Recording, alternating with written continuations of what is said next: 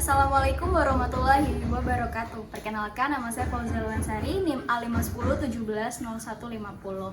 Saya mahasiswa PGSD Universitas Muhammadiyah Surakarta. Hari ini saya sedang berada di Pikahayang Art Lab Indramayu. Nah, hari ini saya ingin mengajak teman-teman sekalian untuk belajar bersama di Pikahayang Art Lab mengenai batik yang ada di Pikahayang. Yuk ikut! Pikahayang menjadi salah satu brand desain dan fashion batik asal Indramayu, tepatnya di perumahan Korpri yang mengusung tema alam dan budaya tradisional khas Indonesia. Jian Al-Ma'arij atau yang biasa disapa Jian menjadi sosok hebat di balik brand bernama Pikahayang. Sejak tahun 2013, Jian mendalami dunia membatik melalui perkuliahannya di jurusan Pendidikan Seni Rupa di Universitas Pendidikan Indonesia. Kecintaannya terhadap dunia batik mengantarkannya untuk melahirkan sebuah brand bernama Pikahayang pada tahun 2018. Sejak tahun itulah Jian banyak melahirkan motif-motif batik berkarakter alam dan budaya tradisional khas Indonesia. Selain itu, Jian membawa nama Pikahayang untuk menjadi wadah mengedukasi masyarakat, khususnya masyarakat Indramayu, untuk bersama membumikan batik dengan teknik dan pewarnaan yang inovatif seperti penggunaan warna alam. Sejak tahun 2018, batik-batik di Pikahayang diproduksi dengan berkolaborasi bersama pengrajin di seluruh Indonesia seperti Solo, Yogyakarta, Cirebon, dan Indramayu. Oke, batik Pikahayang diproduksinya kita berkolaborasi dengan pengrajin di seluruh daerah di Indonesia. Contohnya di Solo, Jogja, kemudian Cirebon, Indramayu. Nah, kenapa bekerja sama dengan para pengrajin? Di situ kita bisa memberdayakan sumber daya manusia dan sumber daya alamnya juga. Jadi semakin banyak para pengrajin, semakin banyak pula kita membuka peluang usaha gitu. Nah, di situ visi misi kami sebagai Batik Pikahayang ingin memberdayakan sumber daya alam, sumber daya manusia berkembang dan menjadi sumber rezeki juga gitu. Nah, dari situ kita memproduksi tidak hanya di Indramayu. Di Indramayu pun kita memproduksi, tapi bekerja sama juga dengan pengrajin di luar sana. Nama Pikahayang memiliki filosofi khusus bagi Jian. Baginya, Pikahayang terdengar seperti doa. Pikahayang diambil dari bahasa Sunda yang berarti diinginkan. Jian berharap nama Pikahayang dapat membuat batik-batik buatannya dapat dicintai, selalu diinginkan dan dirindukan oleh masyarakat untuk dimiliki. Agar batik-batik Pikahayang terlihat berbeda dengan batik lainnya, Jian memberikan garis-garis tegas pada batik tulis sebagai ciri khasnya. Kalau untuk menurut Teteh, yang membedakan batik dari Pikahayang sama batik-batik yang lain tuh apa? Iya. Ciri khasnya? Ciri khasnya. Kalau ciri khasnya goresan desainnya tuh kebetulan saya yang buat desainnya sendiri dan banyak menggunakan outline gitu. Kemudian outline-nya tegas, warnanya juga solid kalau untuk yang pewarna kimia. Kalau pewarna alam seperti ini, jadi abstrak, kemudian garis-garisnya banyak gitu. Lebih banyak garis dibandingkan desain ukel-ukelnya gitu. Kalau di Pikahayang. Keunikan lainnya pada Pikahayang, customer dapat memesan batik dengan motif khusus yang akan dibuatkan langsung oleh Jian dan akan menjadi batik satu-satunya yang akan dimiliki customer tersebut. Nah, keunikannya Pikahayang sendiri di sini kita bisa mewujudkan keinginan customer untuk memiliki batik sesuai yang dia inginkan. Contoh, Teteh mau batik motifnya kupu-kupu nih. Request ke kita, minta batik kupu-kupu, nanti kita desainkan, baru dibuatkan, dan itu hanya milik Teteh kayak gitu. Jadi kita boleh namanya apa ya, sekarang itu custom planner ya. Jadi kita bisnisnya bisnis custom gitu. Desainnya boleh sesuai dengan keinginan. Berbicara mengenai motif, terdapat beberapa motif khusus yang terinspirasi dari Indramayu, seperti motif Pendopo Agung, motif Bedokan Dermayu, dan motif perahu. Motif Pendopo Agung terinspirasi dari cagar budaya di Kabupaten Indramayu, yaitu Gedung Pendopo. Gedung Pendopo dibangun sebagai sarana untuk pemerintahan, pertemuan, dan rapat-rapat besar. Motif berokan terinspirasi dari seni budaya asli Indramayu seperti barongsai, namun biasanya diadakan setiap hari raya Idul Fitri, tepatnya setelah sholat Idul Fitri. Motif perahu terinspirasi dari wilayah Indramayu yang merupakan daerah pesisir pantai di mana banyak sekali perahu dan kapal yang digunakan oleh nelayan untuk mencari ikan. Selain itu terdapat motif rempah yang terinspirasi dari bumbu dapur dan terdapat juga motif abstrak. Dalam pembuatan batik, Pikahayang memiliki dua jenis pewarna. Ini dari ini kontemporer tapi mengambil tema pewarnaannya alam. Kalau Ini dari motifnya pewarna apa? ini pewarna mangga yang hijau, ini ada indigo, ini ada tingi, ada jelawe. Nah itu memang tumbuhan yang bisa menghasilkan pewarna alami. Jika pada brand batik lainnya hanya ditemukan teknik batik tulis dan cap, pada brand Pikahayang akan ditemukan 6 teknik membatik. Nah, itu ada berapa teknik ya, Teh? Untuk batik Pikahayang sendiri itu totalnya menggunakan berapa teknik? Berapa ya? Kita coba hitung ya. Ada batik tulis, Iya. batik cap, ada ekoprint, ada jumputan. Jumputan itu yang teknik ikat. Kemudian ada shibori. Shibori itu yang dilipat. Itu sebetulnya mengadopsi dari Jepang. Kemudian kita adopsi di sini.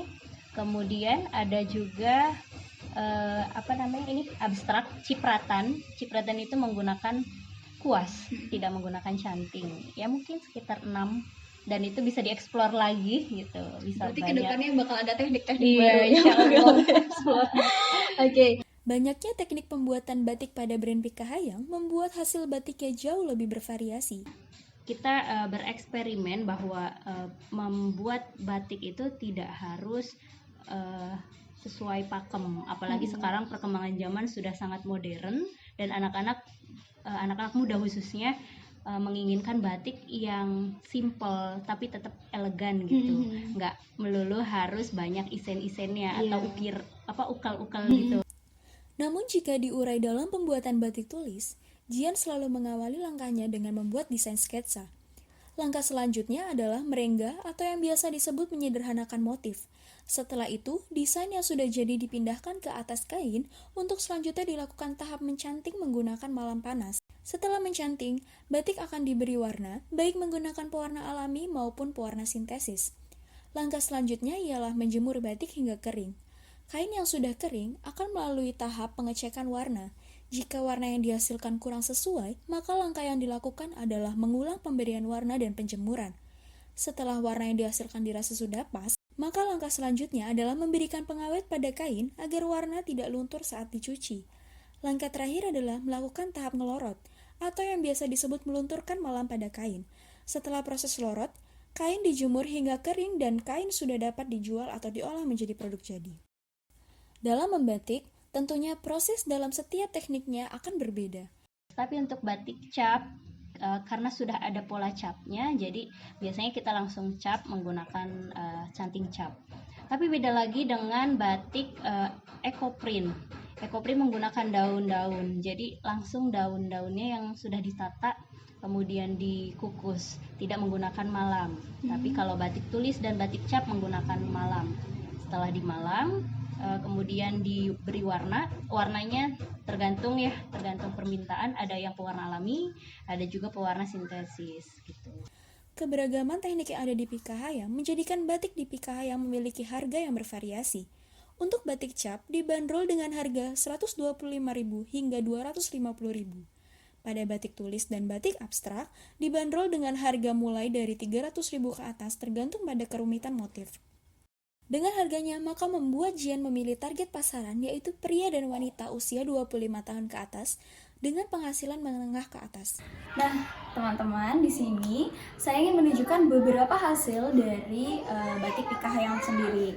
Nah, di sini yang pertama itu ada batik dengan motif yang dibuat menggunakan kuas kayak gitu. Nah, di sini juga ada motif abstrak. Pokoknya ini tuh motif-motif abstrak. Terus ini ada produk maskernya, ada juga konektornya, jadi sepaket.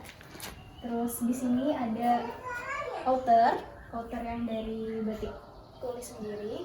Ini ada batik dengan teknik jemputan. Yang ini sama yang ini tuh batik tulis, namun motif yang ini tuh lebih terlihat jelas. Di sini ini ada motif kuas juga, tapi cara pembuatannya itu dengan cara diciprat gitu. Nah, sedangkan ini adalah batik dengan motif berokan Indramayu yang dibuat menjadi baju. Dengan adanya produk jadi tersebut dapat melebarkan pasaran Pikahayang dalam memasarkan produknya. Pika Hayang menggunakan cara promosi dari mulut ke mulut, website, marketplace, dan Instagram. Kedepannya target dari batik Pika Hayang sendiri apa? Apakah ada target sendiri ke depannya? Mau mencapai apa gitu? Ini masih coming soon, Mm-hmm. masih dalam proses produksi, tapi insya Allah akan segera dikeluarkan. Jadi karena sekarang era new normal, era pandemi ini udah apa ya, sudah sangat melekat ya, karena fashion aja kita tanpa masker sudah apa ya, kayak ada yang kurang gitu. Nah, jadi akhirnya masker itu udah menjadi bagian dari fashion gitu. Nah, pada akhirnya saya membuat produk yang bisa menjangkau seluruh masyarakat dan bisa dibawa dalam sehari-hari. Karena batik pada umumnya bisa digunakan hanya pada acara-acara tertentu atau hanya atasan atau bawahan. Nah, tapi saya ingin memperkenalkan motif batik di berbagai produk. Contohnya tumbler. Kita bisa bawa-bawa nih minum tapi motifnya batik. Gitu. Kemudian jaket, bomber gitu.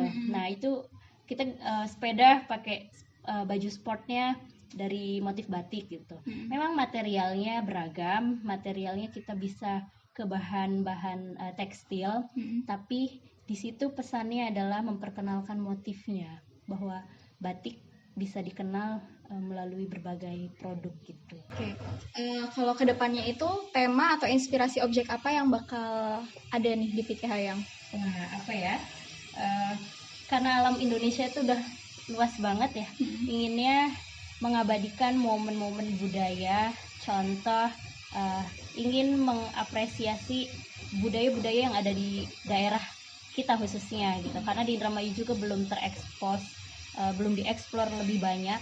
Contoh, kita ada adat dan budaya ngarot.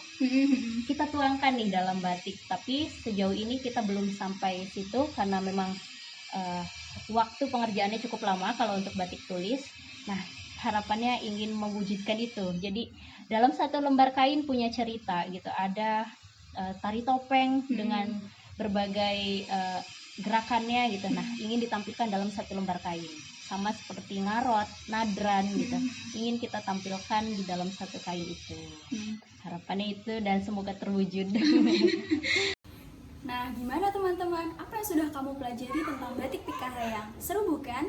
Semoga bisa bermanfaat buat kalian semua. Sekian video dari saya, kurang lebih saya mohon maaf. Assalamualaikum warahmatullahi wabarakatuh.